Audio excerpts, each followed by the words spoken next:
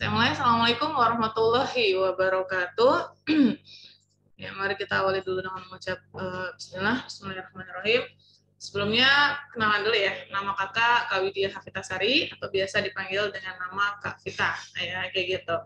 Kakak mengajar bidang studi bimbingan informasi pendidikan di Nurul Fikri, ya kayak gitu atau DNF, ya gitu. Jadi BIP ini mungkin salah satu bidang studi seperti BK ya, kalau mungkin teman-teman di sekolah ya kayak gitu.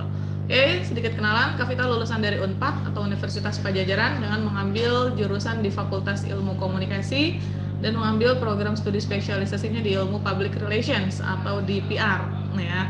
Barangkali mungkin nanti di antara teman-teman ada yang tertarik ya mau masuk ke ilmu komunikasinya UNPAD, boleh nanti tanya-tanya sama Kak Vita ya, sharing-sharing ya kayak gitu.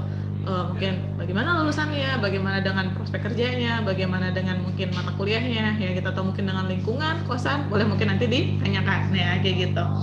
Oke ya, ini sedikit kenalan dulu ya, mungkin karena Kak Vita baru pertama ya ketemu sama teman-teman SMA 73 sekalian, mungkin Kak Vita pengen tanya-tanya dulu dengan beberapa orang, boleh ya, kayak gitu. Oke, mungkin Kak Vita pengen coba sambil cek ya kehadiran. Siapa ya? Dea Herawati ada? Dea? Hadir Dea? Halo Dea. Atau mungkin lagi ke toilet kali ya Deanya ya, gitu ya. Kak Vita coba Fadli Raihan deh. Ada Fadli Raihan?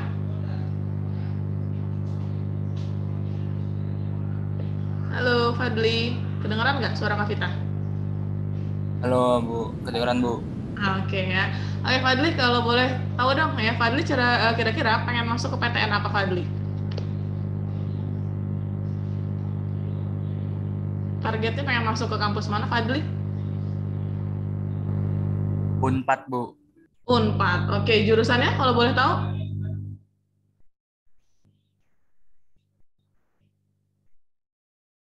Jurusan apa Fadli di Unpad? DKV Bu. Kalau nggak sastra Rusia. Oke ya, sastra Rusia ya. Oke ya.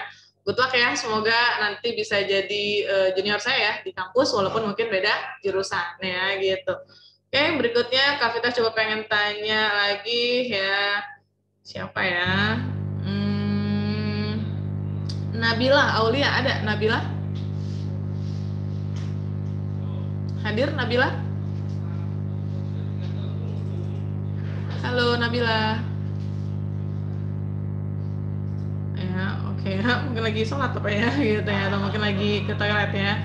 Terakhir deh ya, coba mudah-mudahan ada ya siswanya yaitu Michelle Zabrina. Ada Michelle?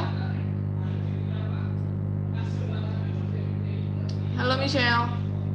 Iya Kak, Oke ya. Michelle, Kak Vita mau tanya dong. Michelle kira-kira pengen masuk ke kampus mana Michelle? UNJ Kak. UNJ. Jurusannya apa Michelle kalau boleh tahu? Sastra itu. Kalau nggak Oh, sastra oke ya. Mudah-mudahan ya nanti kamu bisa masuk ya ke jurusan yang diinginkan ya gitu. Jadi oh ya sambil mungkin ya sekarang sudah tanggal berapa nih ya? 24 ya gitu bagi yang di antara teman-teman sekalian mungkin yang di sini ada yang kemarin mungkin eligible ya di undangan atau di senam PTN ya berarti kurang lebih ya mungkin tanggal 29 Maret ya nanti pengumumannya. Semoga nanti di tanggal 29 Maret ya pada saat kalian ngecek ya di akun kalian masing-masing semoga nanti warnanya hijau semua ya atau artinya berarti lulus semua ya kayak gitu. Jadi ya bagi yang mungkin eligible, bagi yang kemarin dapat tiket ya untuk bisa mendaftarkan diri di undangan gitu ya, semoga nanti pada saat tanggal 29 Maret pengumuman semoga kalian lulus semua ya gitu di kampus serta di pilihan yang kalian cita-citakan. Bagi yang kak saya kemarin belum dapat kak, belum termasuk siswa yang eligible, nggak apa-apa, jangan patah semangat ya gitu. Kenapa? Masih banyak jalur ya, masih banyak jalur yang bisa teman-teman ikutin untuk teman-teman bisa tetap kuliah di PTN ya. Artinya jangan fokus kepada kesalahan kalian di masa lalu, fokuslah pada masa depan dan sesuatu yang bisa kalian capai untuk berikutnya ya gitu.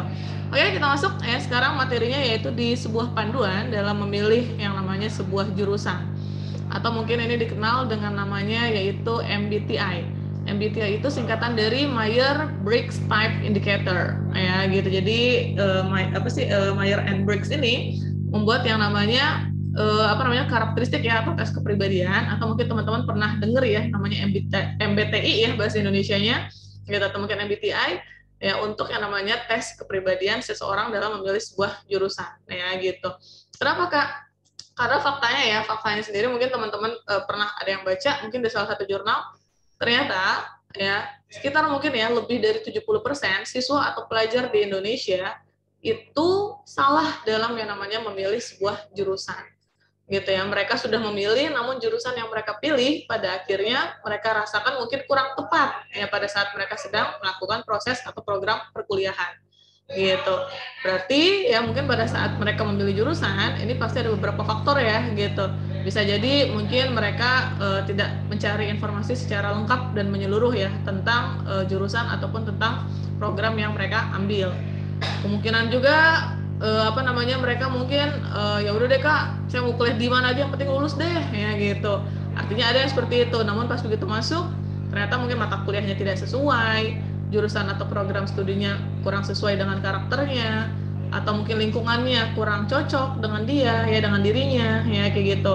Terus kemudian berikutnya lagi mungkin prospek atau mungkin ya program-program yang ada di kampus itu ternyata tidak seperti yang dibayangkan ya gitu. Karena jujur waktu saya kuliah pun itu satu angkatan banyak banget ya yang mengundurkan diri. Artinya mengundurkan diri mereka cuti ya gitu, cuti selama 1 semester untuk mereka ikutan lagi atau mengambil program gap year ya, berarti untuk ikutan lagi di tahun berikutnya gitu. Karena pas begitu saya sempat tanya ya sama beberapa teman saya satu angkatan pun, kenapa kan udah diterima di Unpad ya kayak gitu, kenapa harus ngambil gap year gitu untuk ngambil program studi yang lain?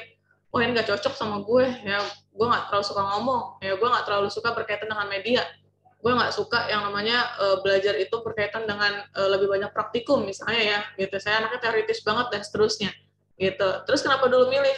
Ya abisnya ya gitu ya, pikirannya seperti ini ya, saya bayangkan seperti ini gitu. Ternyata artinya apa? Ekspektasi mereka itu berbeda dengan realita yang ada. Nah ini akhirnya membuat mungkin ya tadi satu angkatan teman-teman saya akhirnya mereka merasa lebih baik saya pilih yang namanya beda jurusan lagi ya untuk di tahun berikutnya. Nah seperti itu. Nah teman-teman tadi mungkin sengaja ya Kavita cek ya 1-2 siswa mungkin ya buat sambil perkenalan, supaya apa? Supaya kalian tahu dulu nih, saya mau ambil jurusan apa ya. Jangan sampai mungkin di kelas 12 ini, di ujung kelas 12 kalian masih galau, masih bingung ya, masih nggak tahu mau ambil jurusan apa, masih meraba-raba ya kayak gitu. Artinya apa? Ya kalian sudah seharusnya di kelas 12, di penghujung kelas 12 ini kalian tahu nih jurusan ataupun mungkin PTN yang pengen kalian raih atau kalian capai itu ada di mana ya, seperti itu. Oke ya, boleh ya mungkin dalam hati aja sebutin ya gitu ya 3 pilihan atau mungkin 3 jurusan yang mungkin pengen teman-teman masukin ya kayak gitu. Oke, nah di dalam memilih yang namanya sebuah jurusan ini ada 3 faktor yang harus diperhatikan atau dipertimbangkan. Yang pertama yaitu harus diketahui yang namanya ketahui dulu minat kalian. Minat ini adalah rasa ketertarikan kalian ya terhadap sesuatu. Ya, rasa tertarik kalian terhadap sesuatu, rasa suka kalian terhadap suatu hal atau suatu bidang. Nah, ada beberapa hal yang mempengaruhi minat. Contoh yang pertama biasanya ada dari yang namanya faktor keluarga, faktor lingkungan keluarga. Misalnya contoh nih, ayah saya itu seorang seorang pengacara Kak. Gitu, dari kecil saya terbiasa melihat pekerjaan ayah saya sebagai seorang pengacara. Dari kecil saya melihat bagaimana cara ayah saya bekerja, cara ayah saya misalnya mungkin ketika lagi mungkin di dalam suatu ruangan ya kayak gitu sempat diajak, terus kemudian bagaimana cara ayah saya menyelesaikan kasus misalnya ya kayak gitu. Artinya apa? Bisa jadi nih karena faktor ya gitu ya keluarga tadi, background latar belakang keluarganya ada yang mendukung, dia akhirnya tertarik nih, wah saya juga pengen Kak jadi pengacara seperti ayah saya. Saya juga mungkin pengen menjadi seorang akuntan seperti misalnya ibu saya. Saya pengen menjadi seorang psikolog karena misalnya mungkin kakak saya. Ya kayak gitu. Jadi faktor keluarga ini bisa berpengaruh ya, bisa mempengaruhi apa? Rasa minat kalian atau rasa ketertarikan kalian terhadap sesuatu. Ya kayak gitu. Ya, jadi mungkin kalau di antara teman-teman ada yang memilih sebuah jurusan karena misalnya tadi faktor latar belakang dari keluarga atau mungkin orang tua ya, saudara, nggak apa-apa ya, karena memang itu berarti kalian tertariknya ya ada hal yang mendasari kalian untuk tertarik terhadap suatu bidang tertentu. Atau yang kedua, yang melatar belakangi ya, biasanya minat kita itu ada yang namanya apa, dari penyebaran informasi. Baik informasi dari teman-teman seangkatan ya, atau mungkin dari kakak kelas, informasi dari guru di sekolah, atau mungkin informasi dari tempat privat, tempat les kalian, atau mungkin bisa jadi dapat informasi dari media, film ya. Contoh kayak kemarin nih, ada beberapa siswa yang ketika konsultasi, kan saya pengen masuk jurusan sastra Korea. Saya tanya, kenapa pengen masuk jurusan sastra Korea? Tapi saya ya K-popers banget, Korean lovers banget. Ya, saya suka ngikutin dramanya, saya suka ikutin bahasanya, saya jadi tertarik ya gitu, karena ada mungkin ya aktor, aktris, idol yang memang misalnya mereka idolakan ya kayak gitu. Ada juga misalnya yang, Kak, saya pengen masuk ke ke jurusan sastra Jepang. Kenapa?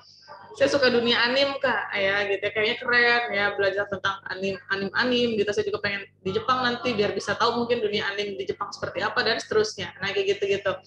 Ya tahu ya, ada lagi mungkin dari informasi sekitar, misalnya dari guru yang bisa di sekolah memberikan rekomendasi terhadap suatu jurusan tertentu, sehingga mungkin pas kalian cek and recheck lebih lanjut, kalian tertarik nih gitu ya, jadi kalian minat juga nih terhadap jurusan yang mungkin direkomendasikan. Nah seperti itu ya yang pertama. Jadi kalian tahu dulu nih kira-kira minat kalian di mana, tertariknya apa. Nah gitu ya, hal-hal apa sih yang membuat kalian itu suka ya, hal-hal yang kalian gimana ya, yang kalian have fun, kalian ngejalaninnya seneng, itu apa ya, seperti itu. Yang kedua, sesuaikan dengan kecerdasan yang kalian miliki ya. Contoh misalnya, Kak, saya jagonya di hitung-hitungan, angka dan rumus. Saya suka kalau misalnya mungkin bekerja itu segala sesuatunya hal yang detail berkaitan dengan angka, hitung-hitungan, rumus. Nah seperti itu ya. Nah, kalau ada di antara teman-teman yang seperti itu, maka pilihlah jurusan yang memang juga memprioritaskan atau sesuai dengan kecerdasan yang kalian miliki. Kalau kalian kecerdasannya di bidang hitung-hitungan, angka, rumus, maka untuk di sosial berarti mungkin saya merekomendasikan jurusan yang berkaitan dengan akuntansi, ekonomi Islam, ekonomi syariah, bisnis Islam, bisnis misalnya syariah atau manajemen bisnis. Ada berikutnya lagi administrasi fiskal, publik, negara, ya gitu. Jadi artinya apa? Banyak ya jurusan-jurusan yang berkaitan, misalnya ketika kalau kalian mungkin memiliki kecerdasannya di bidang hitung-hitungan, angka ataupun rumus ya, seperti itu. Kak, saya nggak suka hitung-hitungan, walaupun saya mungkin anak sosial, saya menghindari namanya hitung-hitungan. Saya suka hal-hal yang berkaitan dengan sosialisasi. Saya suka misalnya mungkin mendengarkan cerita orang lain. Saya suka memberikan masukan kepada orang lain. Saya motivator yang handal. Saya jago dalam memberikan nasihat-nasihat ketika teman saya curhat, cerita, ataupun mungkin diskusi dan sharing ya kayak gitu. Gimana, Kak? Oh bisa, berarti mungkin teman-teman cocok masuk ke jurusan seperti psychology. Teman-teman cocok masuk ke jurusan ranah pendidikan ya, atau BK, ilmu bimbingan konseling. Teman-teman cocok misalnya masuk lagi ke ranah bidang yang seperti itu ya, misalnya seperti apa lagi ya, berkaitan lagi dengan ranah pendidikan, guru ya, dan seterusnya. Kak, saya suka adu argumen. Saya orangnya kritis ketika berpikir. Rasa logika saya lebih dikedepankan dibandingkan sisi emosional saya. Nah, maka teman-teman cocok masuk jurusan seperti hukum, HI, ya hubungan internasional, sosial, politik, ya FISIP, ya seperti itu. Teman-teman cocok atau pemerintahan, ya kayak gitu. Jadi ya, artinya apa? Disesuaikan nih dengan kecerdasan kalian. Oh, saya sukanya bersosialisasi, sukanya berinteraksi, sukanya berkomunikasi. Berarti bisa masuk jurusan sastra, komunikasi. Kan saya suka desain. Saya suka yang berkaitan dengan iklan, bisa masuk advertising, jurnalistik, manajemen, ya. Kayak saya suka jualan, bisa masuk ke marketing, ya kayak gitu. Jadi artinya apa? Banyak ya jurusan yang ibaratnya apa? Pasti kok ya kecerdasan yang kalian miliki ini pasti ada korelasinya dengan jurusan yang akan kalian pilih nantinya, ya seperti itu. Dan yang terakhir yaitu sesuaikan dengan kepribadian. Ya, kepribadian ini adalah yang tadi ya, mungkin nanti teman-teman akan ikutan tes ya, MBTI atau tes Myers-Briggs Type Indicator, supaya teman-teman tahu nanti kira-kira karakter kepribadian kalian itu apa, cocok nggak ya, Kak? Misalnya contoh, bagi orang yang pengen jadi, masuk misalnya Kak, saya pengen cita-citanya mau jadi jaksa, masuk ranah hukum, maka apa kepribadiannya? Dia harus berpikiran logik, mengesampingkan hawa nafsu atau sisi emosionalnya dia lebih pakai rasional, ya gitu, logikanya dia dikedepankan. Terus kemudian tidak gampang terpengaruh dengan omongan atau ucapan orang lain, ya tegas, berwibawa, nah seperti itu. Artinya kan kepribadiannya harus seperti itu. Misalnya bagi orang-orang yang pengen masuk ke psikolog, saya pengen jadi psikolog Kak, maka kepribadiannya dia harus bisa mendengarkan orang lain, harus siap ya kapanpun orang lain misalnya butuh cerita sama dia, tidak gampang bosan. Even mungkin ada orang yang ceritanya mungkin menurut kita anggap wah ini kayaknya kurang menarik, wah ini cerita biasa aja, nggak boleh tuh kayak bagi orang-orang yang pengen masuk psikologi. Karena apa? Ya semua cerita itu akan jadi mungkin pembelajaran ya, media pengalaman ya untuk calon-calon psikolog ya, seperti itu. Oke, terus berikutnya ya sebelum nanti kalian tes ya gitu ya. Sedikit ya, mungkin ya sekitar 10-15 menit kita jelasin dulu biar nanti bisa tahu ya pembahasannya seperti apa. Jadi preferensi MBTI ini dibagi menjadi 4 faktor. Yang pertama, bagaimana seseorang dalam mendapatkan atau mengerahkan energinya. Yang kedua, bagaimana seseorang menyerap informasi dari lingkungan. Yang ketiga, bagaimana seseorang dalam mengambil keputusan. Dan yang terakhir, bagaimana seseorang melakukan orientasi terhadap lingkungan. Nah, kayak gitu. Oke, nah kita bahas dulu ya one by one. Nah, bagaimana seseorang yang tadi yang pertama dalam mendapatkan atau mengerahkan energi dan pusat perhatiannya itu dibagi menjadi 2. Ya, yang pertama ada extrovert, yang kedua ada introvert. Ya. Nah, jadi artinya apa? Ya, ini dibagi jadi 2. Nah, cuma banyak yang salah paham nih tentang karakter extrovert dan introvert. Banyak orang awam atau orang yang mungkin belum paham itu beranggapan extrovert adalah orang yang terbuka, sementara introvert adalah orang yang tertutup. Ya, kayak gitu. Pemikirannya bukannya salah ya, namun kurang tepat ya, kayak gitu. Sebetulnya apa? Sebetulnya ternyata orang extrovert ini adalah orang-orang yang dimana dia bisa mendapatkan energi, motivasi, ide ataupun kreativitasnya itu dari lingkungan sekitar. Jadi orang extrovert ini suka yang namanya berkumpul, bersosialisasi sama orang-orang yang ada di sekitar dia. Suka ngobrol, ya, suka berinteraksi. Ketika dia ada di lingkungan ramai atau ada di lingkungan banyak orang, orang-orang extrovert itu dia dapat dia itu bagus banget, cepat. Misalnya lagi kumpul sama teman-teman atau sahabatnya, tiba-tiba dapat insight-insight yang inspiratif banget, dapat apalagi ya, dapat vibes yang tiba-tiba dia merasa termotivasi, ya, kayak gitu, dapat dorongan-dorongan hebat, ya, semangat-semangat dari orang-orang yang ada di sekelilingnya dia. Karena apa? Orang ekstrovert tadi dia bisa dapetin ide, energi, sumber inspirasi dan kreativitasnya saat dia sedang berkumpul dengan banyak orang. Nah, seperti itu. Terus berikutnya, orang-orang ekstrovert ini dikenal dengan orang-orang yang supel, mudah bergaul. Jadi kalau mungkin dibahas teman-teman sekalian, mungkin kalian pernah dengar ada yang namanya SKSD, ya gitu. Orang-orang yang mungkin kita so kenal banget sih gitu. Nah, orang-orang yang banyak basa-basinya ya. Nah, kayak gitu ini adalah orang-orang yang extrovert, ya. Nama kamu siapa? Tinggal di mana? Ambil jurusan apa? Kosannya di mana? Ya kayak gitu-gitu ya, masuk lewat jalur apa, mungkin kalau ada di suatu lingkungan baru terus tiba-tiba ada orang yang atraktif ya seperti ini, ada orang-orang yang mungkin langsung bertanya atraktif gitu. Nah ini bisa kita tahu nih, berarti ini orang ekstrovert nih, dia supel nih, mudah bergaul. Ditandai dengan orang ekstrovert ini apa, temannya tuh banyak, jadi dia nggak terpusat pada satu temannya dia tuh ada di mana-mana, cabangnya banyak ya kayak gitu. Jadi wah di jurusan A ada temennya, di jurusan B ada temennya, di jurusan C ada temennya. Nah mungkin kalian kalau di sekolah ada ya gitu, atau mungkin di antara kalian ada yang seperti itu, berarti kalian termasuk orang-orang yang extrovert. Nah seperti itu. Terus dia mudah bergaul ya kayak gitu ya, gampang deket ya sama orang ya, gampang deket, gampang cerita sama orang ya, membuat orang lain menjadi rasanya nyaman ya kalau ada di deket dia karena merasa terangkul ya kayak gitu. Terus berikutnya lagi, salah satu kelemahannya orang extrovert ini apa? Ketika mengambil sebuah keputusan kurang disertai sama perencanaan yang matang, ya gitu. Jadi mungkin bahasanya ceroboh ya, sedikit ceroboh dan sedikit gegabah dalam mengambil keputusan. Jadi pikiran dampak atau akibatnya itu belakangan. Yang penting buat orang ekstrovert ya udah ya gitu ya, saya lakuin dulu nih, saya ambil dulu keputusannya. Akibatnya gimana? Ya udah dipikirin ntar. Dampaknya gimana? Ya udah ntar deh ya kayak gitu.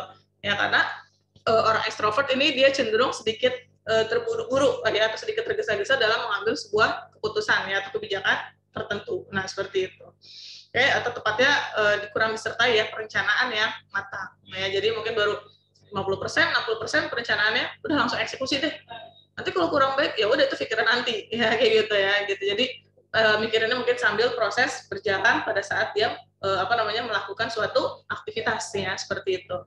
Nah berkebalikan dengan orang yang introvert. Jadi mungkin Kak Vita pengen melurusin dulu ya, saya pengen meluruskan, introvert bukan berarti orangnya apatis, bukan berarti dia ansos, bukan berarti dia nggak punya teman, pendiam, tertutup, ya gitu. Oh, di pojokan sendirian, dilalerin, kayak gitu ya. Enggak, itu bukan orang introvert, ya gitu. Jadi kalau orang introvert bukan dia berarti penyendiri, nggak punya teman, ansos, terus kemudian freak, ya kayak gitu-gitu, enggak gitu. Perbedaannya apa? Kalau orang introvert ini adalah dia bisa dapat sumber inspirasi dan motivasinya justru kalau dia sendirian.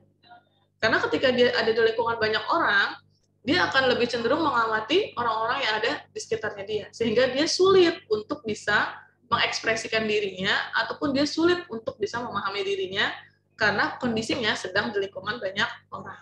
Nah, seperti itu. Namun kalau misalnya dia lagi sendirian di kamar, ya gitu ya, di rumah, itu tiba-tiba dia mungkin kayak lagi tiduran, tiba-tiba masih semangat ya, kayak gitu. Ya, wah, kayaknya saya harus berubah di saat ini, ya gitu. Atau mungkin ketika lagi di rumah baca sesuatu, lihat sesuatu, nonton sesuatu, ya langsung tuh ya vibes-nya positif, langsung dorongan semangatnya besar, ya langsung punya ide-ide yang dahsyat, yang luar biasa. Nah, karena apa? Dia butuh situasi atau tempat yang tenang supaya dia bisa berpikir lebih dalam, ya gitu, supaya dia bisa menyelami pemikiran-pemikirannya lebih menyeluruh. Itu adalah orang-orang yang introvert. Terus bukan berarti orang introvert nggak punya teman. Orang introvert punya teman, gitu. Dia suka bergaul, bisa bercanda nggak kak? Bisa bercanda, bisa ketawa seperti layaknya manusia yang lain. Hanya yang membedakan orang introvert untuk bisa masuk ke dalam kehidupan orang introvert itu butuh waktu sedikit lebih lama, gitu. Jadi kenapa? Karena orang introvert ini dia lebih selektif dalam memilih orang-orang yang masuk ke dalam kehidupannya dia, gitu. Bukan berarti sombong amat ya gitu ya, bukan ya gitu. Tapi artinya apa? Orang introvert ini ketika ada orang yang mau dekat sama dia karena lebih cenderung ketika nanti dia udah deket sama orang, itu bisa mungkin dia totalitas banget untuk menjaga dan melindungi orang-orang yang ada di sisinya dia itu sampai akhir. Ya, romantis ya, kayak gitu. Jadi artinya apa? Jadi kalau orang introvert itu yang memang kalau dia punya teman deket, punya sahabat gitu ya, atau mungkin punya orang-orang yang dia sayang, dia sudah dia tahu karakternya, itu sangat dijaga sama orang-orang introvert, ya kayak gitu. Karena buat orang introvert dia nyaman ketika dia ketemu sama orang yang satu frekuensi ya, sama dia. Nah, kalau orang extrovert kan karena dia ramah, supel sama banyak orang, jadi mungkin kadang-kadang misalnya ada satu orang yang kurang suka nih, atau misalnya dia kurang suka dengan karakter seseorang tertentu, ya udah walaupun misalnya misalnya tiba-tiba marahan atau mungkin lepas hilang nih satu orang, ya nggak masalah karena orang ekstrovert mudah untuk bergaul atau untuk beradaptasi kembali, ya kayak gitu. Namun kalau orang introvert gitu ya, dia sedikit yang selektif dulu nih, ya seleksinya cukup ketat mungkin ya, kayak gitu ya. Ini gimana orangnya, karakter seperti apa, minatnya apa, hobinya apa, frekuensi nggak sama saya, sifatnya seperti apa, nah seterusnya gitu. Karena memang buat orang introvert ya kenyamanan ini lebih penting ya, kayak gitu. Terus kemudian berikutnya lagi, orang-orang introvert ini dia cenderung yang namanya apa ya gitu ya, tenang. Nah, ya, jadi ketika mengambil sebuah keputusan itu ada perencanaan yang sudah memang matang. Namun kadang-kadang memang salah satu kelemahannya juga karena dia saking tenangnya butuh waktu untuk berpikirnya atau merencanakannya itu lebih lama dibandingkan dengan orang-orang yang lain, ya gitu. Jadi mungkin orang-orang udah pada bertindak, dia masih mikirin aja dulu ini gimana ya, konsekuensinya apa, dampaknya apa, akibatnya apa, nanti apa yang akan saya dapatkan hasilnya, nah seterusnya gitu. Jadi benar-benar dia di pikirannya itu secara matang banget, secara menyeluruh ya gitu sebelum dia melakukan sesuatu. Nah seperti itu. Tetap ya kalau dia udah nyaman sama orang, dia bisa ibaratnya bisa keluar ya all out juga, tawa-tawa, cekangas, nyenges ya kayak gitu, atau misalnya mungkin bisa ngelawak ya kayak gitu. Tetap bisa orang-orang introvert ya. Yang penting sama orang-orang yang nyaman ya sama dia ya kayak gitu. Oke. Terus kemudian berikutnya lagi, bagaimana seseorang dalam menyerap ya informasi dari lingkungannya ya kayak gitu atau sekitarnya. Ini dibagi dua. Yang pertama ada sensing, yang kedua ada yang namanya intuiting ya kayak gitu. Agak kepotong ya di slide-nya ya. Jadi kalau sensing ini gampangnya apa? Dia bisa menyerap informasi dari lingkungannya itu melalui panca inderanya dia. Jadi panca inderanya dia seperti mata, telinga, tangan gitu ya. Terus kemudian misalnya lidah ya gitu, termasuk alat pengecap ya gitu. Itu apa namanya salah satu alat yang bisa bekerja dengan sangat baik. Gitu. Gampangnya gini deh. Kalau misalnya teman-teman tahu istilah learning by doing, ya pernah dengar ya mungkin ya istilah learning by doing, ini adalah karakteristik dari orang-orang yang sensing. Jadi orang sensing itu dia mudah belajar ketika dia langsung praktek langsung mengalami, langsung nyentuh, pegang sesuatu, ya kayak gitu. Jadi sulit kalau dijelasinnya pakai teori dulu, ya pakai penjelasan yang panjang lebar. Ini angkanya begini. Namun dia belum megang nih alatnya, dia belum tahu bentuknya seperti apa, gitu. Nggak dia pegang, nggak dia nggak dia touch gitu ya, nggak dia sentuh. Ya cuma dibayangkan doang, susah buat orang-orang yang sensing. Karena buat orang yang sensing, indera perasaannya dia, panca inderanya dia itu bisa bekerja lebih efektif dibandingkan dengan ketika dia memahami sebuah konsep tertentu, ya gitu. Contoh misalnya kalau diantara mungkin teman-teman ada nih yang mungkin pernah atau mungkin bisa ya belajar motor. Waktunya misalnya cuma belajar motor saya 1-3 hari doang Kak. Yang hari pertama belajar, misalnya jatuh, hari kedua coba lagi belajar lumayan, hari ketiga lancar. Yang hari keempat misalnya besok udah dibawa ke Bogor gitu ya, misalnya ya langsung bawa motor ke Bogor ya kayak gitu, langsung jalan atau mungkin langsung bikin SIM ya kayak gitu. Artinya berarti kan kalian cepet ya prosesnya learning by doing ya kayak gitu ya. Bisa karena kalian sudah memegang alatnya secara langsung, secara nyata. Nah itu adalah orang-orang yang sensing ya kayak gitu. Karena memang panca inderanya dia lebih bisa diandalkan. Nah, seperti itu. Terus orang-orang yang sensing ini suka hal-hal yang bersifat fakta, konkret, ya, terkini, update, dan ibaratnya hal-hal yang detail. Jadi, kalau ngomong sama orang sensing, singkatnya dia harus disertai dengan data dan fakta yang akurat. Jadi, ibaratnya nggak terlalu gampang percaya ya orang sensing. Misalnya nih, cuma pakai ada orang ngomong sama dia, kemarin gue habis jalan-jalan loh ke Paris misalnya ya, kayak gitu. Nah orang sensing kan ini cuma denger ya, baru denger doang nih satu alat inderanya dia doang nih yang dipakai nih. Dia belum percaya, dia harus tanya, biasa sambil ditanya lagi, buktinya mana? Coba lihat tiket pesawatnya, lu nginep di hotel apa, naik pesawat apa, sama siapa, budgetnya berapa, kemana aja. Coba lihat foto-fotonya, nah seperti itu. Karena apa buat orang sensing, butuh sama dia kepastian. Kalau ngomong sama orang-orang sensing itu harus ada data dan fakta ya gitu ya. Nah, saya pun termasuk gitu ya. Bisa mungkin kalau ada orang yang cerita, itu mana? Hasilnya apa? Ya gitu. Jadi kayak bukannya meragukan, cuma saya pengen lebih supaya saya pasti kalau yang dia sampaikan emang beneran nyata, bukan cuma bohong belaka, bukan cuma sekedar misalnya mungkin imajinasinya dia doang. Nah, seperti tata hayalannya dia doang. Itu adalah orang-orang yang sensing ya kayak gitu. Jadi kalau dalam memecahkan masalah, orang-orang sensing ini tercenderung dengan data dan fakta yang bisa dia lihat ya atau bisa dia pelajari seperti itu. Nah, berkebalikan dengan orang-orang yang intuiting. Kalau orang intuiting dalam menyerap informasi lingkungannya ini dia lebih mengandalkan bukan cuma terfokus pada fakta, tapi dia lebih melihatnya prosesnya lebih luas lagi, yaitu sampai ke masa depan. Jadi data dan fakta ada, namun dia tetap mempertimbangkan hal-hal di luar fakta dan bukti tadi tuh. Gitu. Jadi mengandalkan intuisinya dia. Ya misalnya contoh tetap nih, temennya dia bilang, saya kemarin habis kena Omikron misalnya. Gitu. Buktinya udah ada, datanya ada, ya gitu. Tapi dia lebih melihatnya secara gambaran menyeluruh. Ya orang kenapa ya bisa kena misalnya Omikron, ya kayak gitu, dari mana kira-kira. Terus kemudian berapa lama ya kemarin mungkin proses penyembuhannya, terus pencegahannya nanti seperti apa, ya kayak gitu. Kedepannya mungkin ada efek sampingnya nggak nih buat teman saya dan seterusnya gitu. Karena dia melihatnya secara menyeluruh, secara garis besar, ya kayak gitu, secara ke depan, ya kayak gitu. Jadi buat orang-orang intuiting, dia bukan hanya terfokus pada bukti dan data atau fakta, namun dia juga terfokus pada melihat gambaran itu secara menyeluruh, ya gitu. Singkatnya gampangnya mungkin kalau misalnya ada ada orang cerita satu, dia nggak gampang percaya dengan satu orang ini, namun dia akan mengkonfirmasi dengan orang-orang yang ada di sekitarnya dia. Jadi dia bisa melihat gambaran itu secara umum ya, secara lebih luas ya sudut pandangnya. Nah seperti itu. Oke. Terus berikutnya, saya lupa. Nah untuk orang-orang yang intuiting, dia nggak suka nih kalau diajakin ngomong hal-hal yang bersifat detail, spesifik.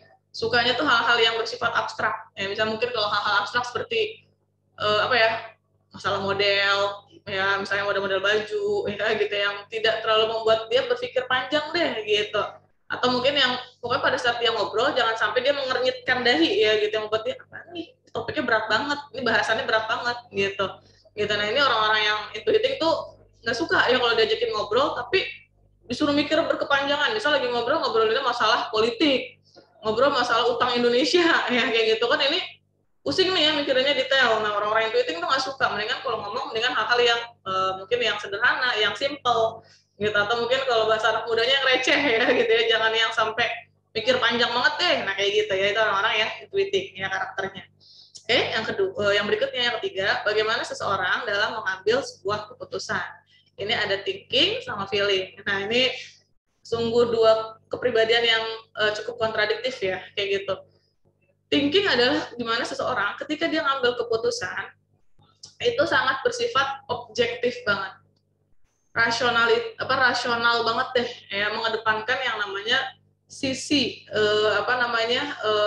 logikanya dia dibandingkan sisi perasaan. Jadi logika orang-orang thinking itu lebih dikedepankan dibandingkan sisi emosional ya atau sisi perasaannya. Terus misalnya ya, karena dia saking rasional atau saking masuk akal ya, contoh misalnya aja contoh kalian di sekolah misalnya nih, atau mungkin kalian di rumah cuma ditinggalin uang, saya tinggal 10.000 nih, kalian cuma punya uang 10.000 rupiah. Terus tiba-tiba mungkin teman sekolah kalian ada yang datang atau mungkin ada yang chat bilang, ibu pinjam duit dong, padahal kalian tahu uang kalian benar-benar cuma tinggal 10.000 gitu ya, bukan bohong, bukan apa, emang nyatanya tinggal 10.000, nggak ada lagi nih ya. Misalnya teman kalian pinjam, orang yang thinking ini logikanya main, kalau saya pinjemin uang saya ke dia, nah, terus saya makan apa, terus saya gimana gitu. Artinya apa, dia akan membantu dengan cara atau memberikan alternatif lain. Misalnya mungkin coba deh kamu pinjamnya ke B, C, atau D, karena uang gue benar-benar cuma tinggal 10.000, nggak ada lagi. Nah seperti itu ya, artinya apa, dia logikanya main ya, kalau saya pinjemin berarti saya dong yang nanti ujung-ujungnya minjem ke orang lain. Loh kenapa saya harus minjem ke orang lain, kan yang butuh dia. Nah, kayak gitu ya. Jadi bukannya dia dia nggak peka banget, nggak peka banget kak gitu, terus kemudian kok nggak sayang sama temennya kayak gitu, bukan. Karena apa ya, logikanya dia lebih dikedepankan dibandingkan sisi perasaan atau bapernya tadi, yaitu orang-orang yang thinking. Orang thinking lebih terpusatnya itu kepada apa yang dilakukan sama orang lain dibandingkan dengan siapa. Jadi karena apa yang penting buat orang-orang thinking, sehingga dia tadi sisi mungkin ya sisi emosionalnya dia, sisi perasaannya dia itu tidak lebih tinggi daripada sisi logikanya dia. Contoh misalnya orang-orang thinking, saya contoh ya, adiknya salah satu orang thinking, misalnya adiknya ketahuan mencuri ini. Ada beberapa orang yang mungkin, kasihan adik saya, ya kayak gitu ya. Ada yang beberapa orang mungkin ya ampun, ya udahlah nanti saya bilangin pelan-pelan deh ke adik saya ya, supaya mungkin dia tidak mengulangi kesalahan yang sama ya gitu. Tapi buat orang thinking, ketika even anggota keluarganya salah, dia akan berani dengan tegas menyatakan dia salah, kamu salah, ya kayak gitu, kamu harus minta maaf, ya kayak gitu. Bukan berarti dia tidak peduli, justru karena dia peduli, dia pengen sifat tegasnya dia ini bisa menjadi pembelajaran buat misalnya mungkin orang-orang di sekitar dia supaya tidak mengulangi kesalahan atau perbuatan yang sama. Yaitu orang-orang yang thinking ya kayak gitu. Nah kebalikannya orang yang feeling. Orang feeling ini bukan berarti dia emosional, nafsuan, gampang marah ya, bukan ya gitu. Namun dalam dalam mengambil keputusan, dia pertimbangannya matang banget. Matangnya dalam artian apa? Karena dia lebih memprioritaskan orang lain dulu, urgensinya orang lain dulu, baru dia nih ya kayak gitu. Lebih dikenal mungkin kalau teman-teman tahu istilah baper ya. Nah ini baperan nih orang-orang yang feeling ya gitu, nggak enakan, gampangnya gitu deh. Pinjam uang dong, ya udah deh nih kamu aja dulu pakai. Terus lu gimana? Nggak apa-apa, gue emang nggak apa-apa. Nah ini satu kalimat yang paling sering banget diucapin sama orang-orang yang feeling. Nggak apa-apa, gue mah, yang penting lo dulu. Marah nggak? Enggak ya gitu. Serius? Iya, nggak apa-apa. Nah ini adalah satu kalimat yang paling sering banget diucapin sama orang-orang yang feeling ya kayak gitu. Karena buat orang feeling, dia lebih prioritasnya itu apa? Menjaga hubungan dia sama orang lain, menjaga keharmonisan, kenyamanan sama orang lain, dibandingkan dia harus memiliki perasaan gak enak kalau dia menolak permintaan, atau misalnya ketika temannya sedang dalam kondisi butuh bantuan. Nah seperti itu ya. Jadi orang feeling, misalnya contoh lagi, mungkin kalau di antara kalian ada yang pernah punya pengalaman, misalnya ada yang nonton kartun, nonton humor, nonton film gitu ya, tiba-tiba mungkin nangis ya gitu. Ya tiba-tiba aja nih gitu ya, padahal mungkin nggak ada scene atau adegan yang terharu gitu, tapi kadang mungkin ada satu momen yang menurut orang lain biasa aja, tapi menurut kita baper di situ ya gitu. Akhirnya kita sedih, atau mungkin kita senyum-senyum, atau mungkin kita nangis ya, mengeluarkan air mata. Nah kayak gitu, itu adalah orang-orang yang feeling. Kalau orang yang tingginya kadang nonton film nih, misalnya nonton film apa, kartun, udah ketawa-tawa aja gitu. Mungkin ketika ngeliatin temennya ada yang nangis, kadang lu ngapain lu nangis ya, kayak gitu ya. Ini kan filmnya humor, ini kan filmnya lawak, komedi, kok lu nangis. Nah, tapi buat orang feeling, bisa jadi ada satu adegan, satu scene, ya gitu ya, satu alur yang dimana membuat dia tersentuh ya. Nah, seperti itu, ya kayak gitu. Oke, yang berikutnya terakhir, bagaimana apa namanya, seorang ya dalam orientasi terhadap lingkungannya. Ini bagi jadi dua, judging sama perceiving. Nah, ini juga dua karakter yang cukup bertolak belakang. Judging adalah salah satu karakteristik di mana yang dia segala sesuatunya itu suka hal-hal yang predictable, bisa diperkirakan. Artinya segala sesuatunya itu teratur, udah ada aturan atau rules-nya masing-masing, ya gitu. Atau mungkin gampangnya gini, kalau di antara teman-teman ada yang misalnya ya ketika lagi baru bangun tidur, terus kalian kayak, oh ya gue harus ke kamar mandi deh. Jadi dari kamar mandi, wudhu, sholat, terus misalnya mungkin main handphone setengah jam, terus kemudian baru nanti misalnya mandi, ya kayak gitu. Terus misalnya baru sarapan, oh ya nanti kan Zoom, misalnya PJJ di sekolah, misalnya Zoom kelasnya misalnya mulai jam 7:30, maka aku harus standby jam 7:30 kurang 10, berarti masih punya waktu, begini. Nah kayak gitu ya. Atau misalnya mau ngapa-ngapain, kalian kayaknya ibaratnya udah ada konsep ya, atau udah ada skema ya di dalam pikiran kalian, itu kalian adalah orang-orang yang judging. Gitu, orang yang judging tidak suka hal-hal yang spontanitas. Tiba-tiba misalnya diajakin, saat ini juga temennya ngajakin, Bandung yuk 3 hari. Susah nih buat orang judging. Kenapa? Banyak yang dipertimbangkan. Nginep di mana? Sama siapa? Biayanya berapa? Naik mobil siapa? Kemana saja? Pulang kapan? Makan apa? Yang dibawa apa aja? Patungan atau enggak? Nah, gitu ya. Artinya apa? Dia gak suka nih kalau tiba-tiba diajakin dadakan, karena berarti ini akan mempengaruhi skema atau aturan yang sudah dia buat sebelumnya. Nah, seperti itu. Nah, berkebalikan dengan orang yang perceiving. Kalau orang yang perceiving, ini suka tantangan. Hal-halnya suka yang spontanitas, tiba-tiba aja. Gitu ya, suka hal yang bersifat dadakan, spontanitas, ya kayak gitu. Terus kemudian nggak suka yang namanya keteraturan atau keterikatan. Nah, ini berbeda. Jadi kalau orang judging, semuanya itu biasanya sudah ada apa ya, konsepnya ya, mindsetnya, di dalam mindsetnya dia. Kalau orang yang perceiving, ya freestyle, freedom, gitu, nggak suka diatur-atur. Gitu, kalau misalnya dia ngatur nih, kamu besok bangun jam segini ya, maaf ya, misalnya mungkin bahasa kasar bodoh. Nah kayak gitu ya buat orang Pasifik. Gitu, kamu harus begini, semakin banyak tekanan, semakin banyak aturan yang didengar sama orang Pasifik, itu akan semakin diabaikan sama orang Pasifik. Karena apa? Bertolak belakang dengan karakter atau kepribadiannya dia. Gitu, makanya kadang saya juga ngasih contoh ya, kayak di rumah misalnya salah satu sepupu saya ada yang Pasifik banget. Jadi kalau saya pengen berbicara sama dia, saya nggak bisa ngomongnya itu harus kayak kamu harus begini, nasihatinnya harus wah A B C D, ya nggak bisa. Santai aja dulu ya, sambil santai ngobrol ya gitu ya, tiba-tiba ya udah nanya aja mau kemana ya, kamu mau kuliah apa gitu, sambil ngobrol gitu. Karena apa? Nggak suka dia kalau dia teratur, mau masuk apa, oh ITB, ya udah perbaiki, coba kayak belajar kamu pelan-pelan ya, santai aja. Oh dia kak, udah gitu, cukup 1 kalimat 2 kalimat, yang penting dikenanya momennya tepat. Nah ya gitu, nanti akan dia pikirkan sendiri buat orang-orang Persifik bagaimana cara dia menyelesaikan masalah atau ujiannya dia. Nah seperti itu. Tetap dia punya target, ya tetap dia memang harus diberitahu. Cuma bukan berarti dalam artinya ya apa, terus-terusan diinformasikan, dikasih tahu terus-terusan detail terus ya kayak gitu-gitu ya, enggak. Gitu, karena apa? Buat orang Pasifik, dia kalau mau diingetin cukup sekali, 2 kali, 3 kali, tanpa harus berkepanjangan, terus-terusan, ya monoton, gitu ya. Atau saya ketika ini kamu jadwalnya begini ya, dibikinin misalnya sama kakak atau sama orang tua, nih kamu jadwalnya begini. Orang Pasifik langsung angkat tangan tuh, wah nggak bisa, ini bukan saya banget nih, gitu. Karena apa? Dia sukanya ya nanti dia melakukannya sesuai dengan gaya atau stylenya dia. Tetap ada targetnya, cuma memang sedikit lebih bebas ya, seperti itu. Nah ini adalah orang-orang yang Pasifik. Nah dia suka tantangan karena suka hal yang baru, jadi suka mencoba hal yang apa ya, yang baru lah ya kayak gitu. Kalau yang judging tadi kan dia nggak terlalu suka hal yang baru, gitu, nggak terlalu suka perubahan. Kalau yang Pasifik gampangnya gini, mungkin kalau kayak lagi mandi nih, kalau orang judging misalnya, yang pertama sikat gigi, kedua misalnya sabunan, ketiga sampoan, terakhir misalnya selesai. polanya kalau begitu begitu terus, ya nggak ada perubahan biasanya ya, susah ya gitu.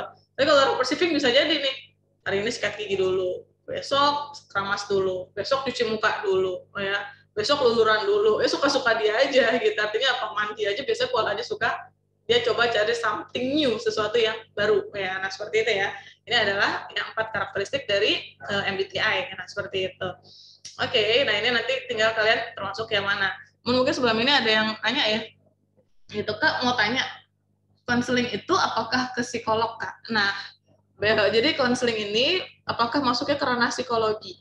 Gitu ya. Jadi beda. Kalau misalnya psikologi jadi psikolog, cuma kita juga mempelajari bagaimana cara konseling, ya, cara kita mengkonsultasikan sesuatu.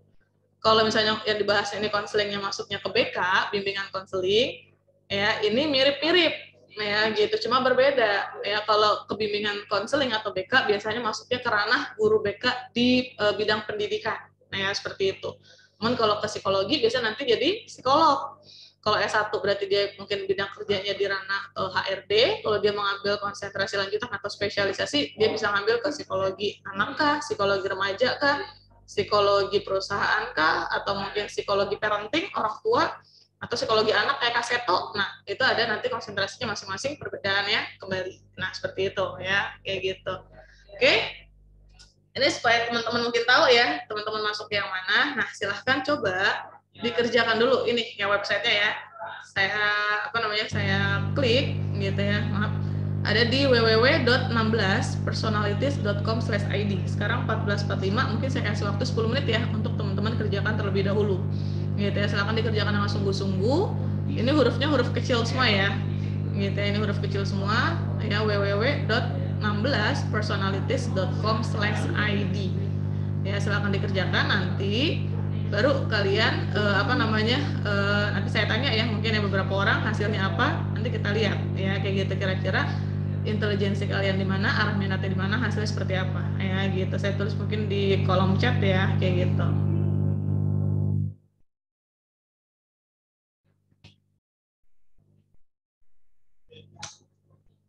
Ya, itu saya tulis di kolom chat ya. Gitu, www.16personalities.com/id. Ya, silahkan dikerjakan dulu. Gitu, nanti hasilnya baru kita lihat di sini. Nanti ini ya, ketika kalian sudah dapat hasilnya, nah nanti kita tinggal lihat ya, kalian tinggal sesuaikan. Nah ya, intelijensi kalian di mana, arah minat kalian di mana, dan bidang studi atau pekerjaan kalian ada di arah mana ya, seperti itu. Oke ya, silahkan dikerjakan terlebih dahulu ya, ada di kolom chat ya, www.16personalities.com/id. Ya, silahkan dikerjakan terlebih dahulu. Sampai 10 menit ya, berarti sampai 14, sekarang 14.45, 14.55 ya, kayak gitu ya, silahkan dikerjakan dulu.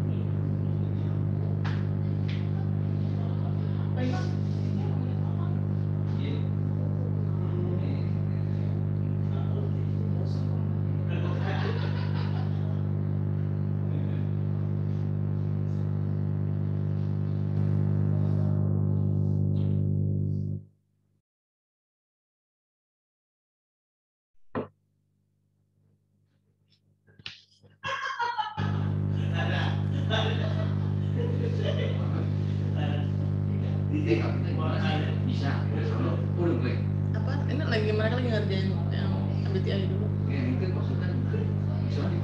Iya, oke lah, sembarangan. Ya banyak nanti nyesuaiin jadwal biasa. Nggak dibagi-bagi ya? Karena kita megang lokasi mana gitu. Hah? Pakai tanggal 29 nggak kita soal ini? Ya iya, bagus ya kan tanggal 9. Dia mau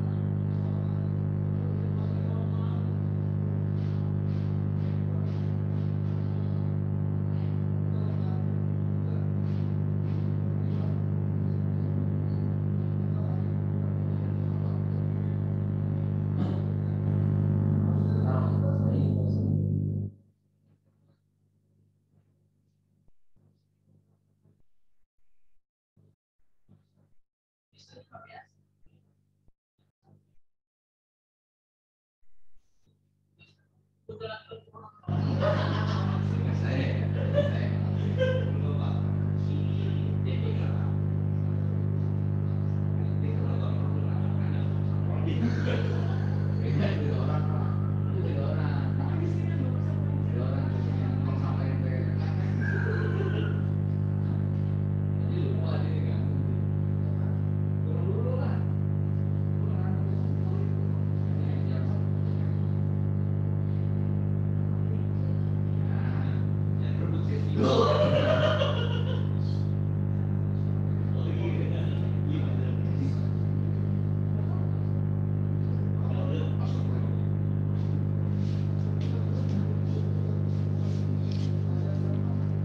Oke, sudah ya, jam 14.55, ya masih ada waktu 5 menit ya gitu ya.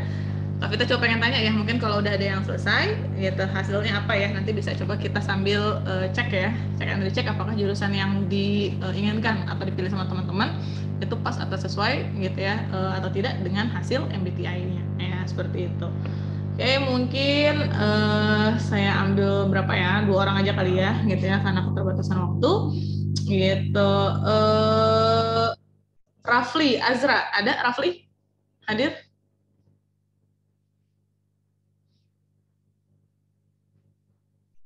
Halo Rafli. Ada nggak Rafli? Ya, atau mungkin masih mengerjakan ya Rafli ya? Gitu. Oke, berikutnya coba deh ya. Najwa Fitria ada? Najwa? Ada Kak. Oke, Najwa hasilnya apa Najwa kalau boleh tahu Kak Vita? ENTPA Kak, pendebat. EM? TPA. Oh, oke, ENTPA, ENTP ya maksudnya ya, kayak gitu ya, tipe yang berdebat.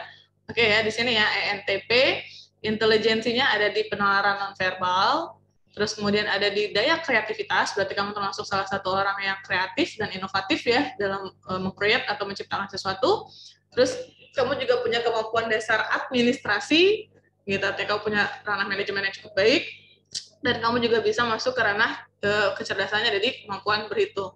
Arah minat kamu bisa masuk ke ranah seni, artistik, ya, atau seni-seni yang berkaitan dengan inovasi. Bisa masuk, misalnya mungkin kalau di IPA berarti masuknya yang keduanya ya, yang ada di sains, analisis, ataupun teknik. Gitu. Kalau yang di sosial berarti bisa masuk yang di arah minat yang pertama, ya, yang seni, artistik, inovasi, ataupun yang di kegiatan administrasi, bisnis, ataupun manajemen. Bidang pekerjaannya bisa masuk ya, kalau yang anak sains atau anak IPA berarti bisa masuk ke sains, anak IPS bisa masuk ke seni. Contoh misalnya mungkin seperti kalau di IPS ya, atau di sosial, seni bisa masuk ke advertising, terus penyiaran atau radio ya berkaitan dengan seni, TV dan film ya gitu, desain grafis, interior, eksterior, nah itu bisa masuk. Atau bisa masuk ke ranah manajemen, marketing ya kayak gitu, atau administrasi fiskal, hitung-hitungan, ekonomi, akuntansi, itu juga bisa dipilih ya jurusan yang tepat. Nah, kalau kamu sendiri mungkin kira-kira pengen ambil jurusannya, kira-kira sudah sesuai belum dengan hasilnya kira-kira?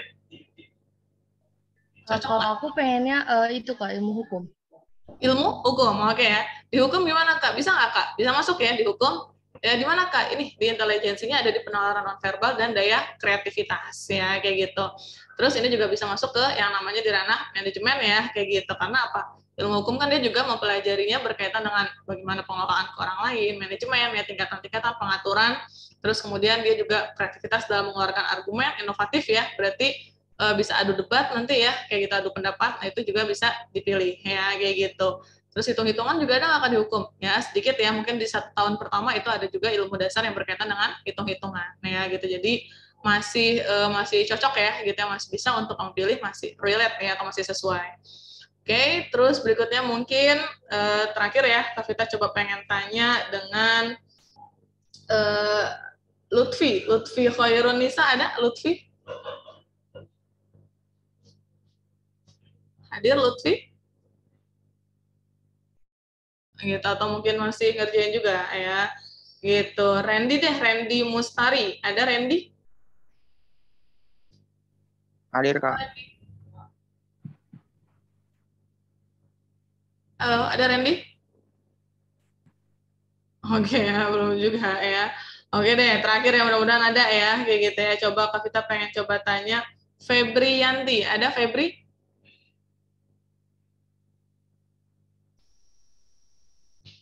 Halo Febri. Ya, oh, ini kayak mungkin masih banyak yang lagi mengerjakan kali ya, kayak gitu yang nggak apa-apa ya gitu. Oke ya, ini mungkin bisa di foto atau mungkin bisa di screenshot ya, supaya mungkin nanti teman-teman bisa tahu ya hasilnya seperti apa. Ini untuk yang depannya E ya, atau extrovert. Nah, berikutnya mungkin kalau sudah selesai di foto atau screenshot, ini yang berikutnya kalau yang depannya diawali dengan introvert ya, atau I ya, kayak gitu. Oke ya, silahkan nanti mungkin boleh dilihat-lihat. Nanti mungkin kalau pada pertemuan berikutnya ada yang mau ditanyain, ya atau masih ada yang bingung, ya atau masih ada yang mau di-sharingin atau didiskusiin, boleh ya. Nanti kita temu di pertemuan yang berikutnya, ya gitu ya. Oke ya, sekian dari Kak Vita ya untuk materi kali ini. Semoga bermanfaat. Kurang lebihnya, kalau misalnya ada kesalahan, Kak Vita mohon maaf. Sebentar lagi bulan puasa, minal aidin wal faizin, mohon maaf lahir batin. Ya, mari kita tutup dengan mengucap hamdalah, alhamdulillahirabbil alamin. Semoga berkah ilmunya. Saya tutup. Assalamualaikum warahmatullahi wabarakatuh. Waalaikumsalam warahmatullahi wabarakatuh.